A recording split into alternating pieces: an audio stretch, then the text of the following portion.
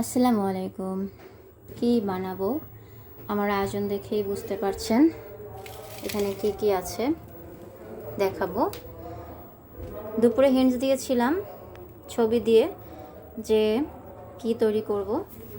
তো আজকে একটা শর্ট ভিডিওই বলতে পারেন, কারণ খুব অল্প পরিমাণ কিছু তেল বানাবো। এটা সম্পূর্ণ একটা রিকোয়েস্টে। তো কি কি উপাদান নিয়েছি চলুন দেখি। এখানে প্রথমে এটা মিক্সড উপাদানটা দেখি। এখানে আছে কালিজিরা, ফ্ল্যাক্সিড বা তিসি এবং হচ্ছে মেথি, এটা মিক্সড করা আছে। এখানে তিনটা, এটা হচ্ছে সাদা তিল, এটা হচ্ছে লং, এখানে হচ্ছে বহেরা হরতকি, এটা হচ্ছে তুলসী পাতা, এটা হচ্ছে গাঁদা ফুল, এটা হচ্ছে জবা ফুল, এখানে গোলাপ ফুল, নয়নতারা পাতা, কচি আম পাতা, এটা কিন্তু চুলের জন্য অনেক উপকারী। এখানে হচ্ছে কারি পাতা, এটা ফ্রোজেন করেছিল। এখানে হচ্ছে নিম পাতা, এটা হচ্ছে কচি পেয়ারা পাতা, এই যে আমি এখানে কচি কচি পেয়ারা পাতা নিয়েছি। তারপরে এখানে হচ্ছে জবা পাতা আছে 1 মুঠো পরিমাণ। এখানে হচ্ছে মেহেদি পাতা আছে, এটা হচ্ছে তেজপাতা এবং সঙ্গে কয়েকটা হচ্ছে থানকুনি পাতা। আচ্ছা, আর এখানে আছে কাঁচা হলুদ থেতো করা, এটা হচ্ছে রিঠা থেতো করা, এটা হচ্ছে অ্যালোভেরা, এটা হচ্ছে পেঁয়াজ থেতো করা, এখানে হচ্ছে এটা হচ্ছে আমলকি থেতো করা, এটা হচ্ছে রসুন এবং হচ্ছে আদা, আর এটা হচ্ছে সজনে পাতা।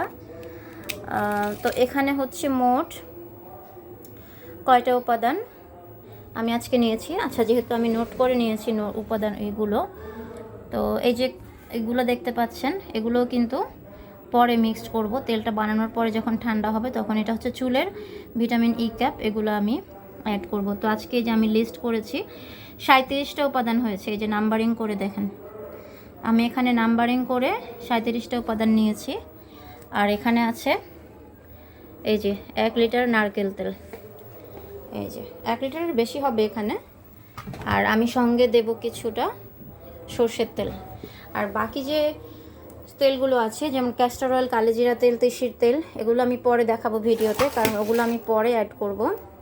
তো চলুন প্রথমে এগুলো মিক্সড করে। প্রথমে আমি এই উপাদানগুলো সব ঢেলে দেব হাঁড়িতে,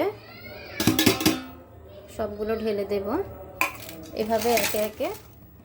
আসলে দেখতে গেলে দেখা যায় অনেক উপাদান মানে কম সব কিছু, বাট এগুলো যখন মিক্সড করব এক করব তখন কিন্তু অনেক উপাদান হয়ে যাবে তেলের তুলনায়। আমি যখন অনেক বেশি পরিমাণ তেল বানাই, যেমন ধরেন 15-20 লিটার তেল হেয়ার অয়েল একসঙ্গে বানাই, তখন কিন্তু আমার হাঁড়িতে মানে সব জিনিসপত্র দিয়েই ভরে যায়, তখন আর তেল দেওয়ার কোনো জায়গা থাকে না। তখন দেখা যায় যে আমার ওই যে তেহারি রান্না করে বা রান্না করে, বিরিয়ানি রান্না করে, যেরকম পার্টিতে সেরকম বড় পাতিল আমার প্রয়োজন হয়।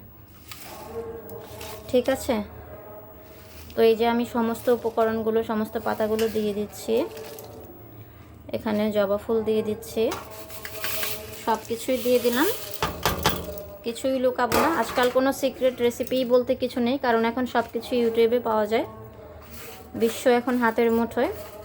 সো রেসিপিটা আপনাদেরও কাজে লাগতে পারে।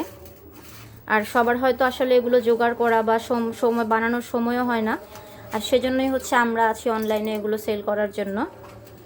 অতএব সিক্রেট রেসিপি দেখালেই যে সবাই সেটা আয়ত্ত করে নিতে পারবে, ব্যাপারটা কিন্তু তেমন নয়।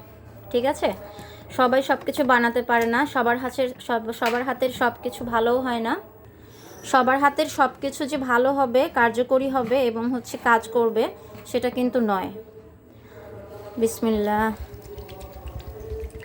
এখানে হচ্ছে আমি প্রথমে নারকেল তেলটা দিয়ে দিলাম। এখান থেকে খুব বেশি তেল বেরোবে না, কারণ যখন আমি তেলটা সোক করব, মানে করে নেব, ছেঁকে নেব, তখন কিন্তু আর এই যে পাতা টাতা ছেঁকে খুব বেশি তেল থাকবে না। জবা ফুল কিন্তু আরও ছিল, বাট আমি সেগুলো রেখেছি। এখানে 2টা দিলেই যথেষ্ট, যেহেতু আমি এখানে মাত্র 2 লিটার তেল বানাবো। সো এখানে জবা ফুল হয়তো আমি আরেকটা দিতে পারি, আরও আছে, বাট ওগুলো আমি স্টক করে রাখবো। পরবর্তীতে আমি আবার সপ্তাহখানেক পরেই হয়তো তেল বানাবো, তখন হয়তো সেখানকার জন্য আমার আরও কিছু জবা ফুল লাগবে, এবং যেখান থেকে আমি এটা সংগ্রহ করি সেখানে বলা আছে প্রতিদিনই আমি সেখানে যাই ঢু মারি যে ফুলগুলো ফুটলেই যেন আমাকে দেওয়া হয়। তো যাই হোক, এই যে প্রত্যেকটা উপাদান আমরা প্রকৃতি থেকে সংগ্রহ করা হয়, এগুলো কিন্তু সবাই সব জায়গায় পাবেন না, সব জায়গা থেকে সংগ্রহ করতে পারবেন না, ঠিক আছে? তো এই হচ্ছে আমাদের প্রসেস। এখন আমরা চলে যাব চুলায়, তেলটা দিয়ে দিব। তো এই হচ্ছে আমরা চুলায় চলে আসছি, চুলায় দিয়ে দিলাম তেলটা। প্রায় 30 থেকে 40 মিনিট বা 45 মিনিটের মতো তেলটা ফুটবে। যখন সমস্ত উপাদান ব্রাউন হয়ে আসবে তখন আমরা চুলাটা অফ করে দিব। এরপর নেক্সট স্টেপটা কী হবে সেটা আপনাদের সাথে শেয়ার করব।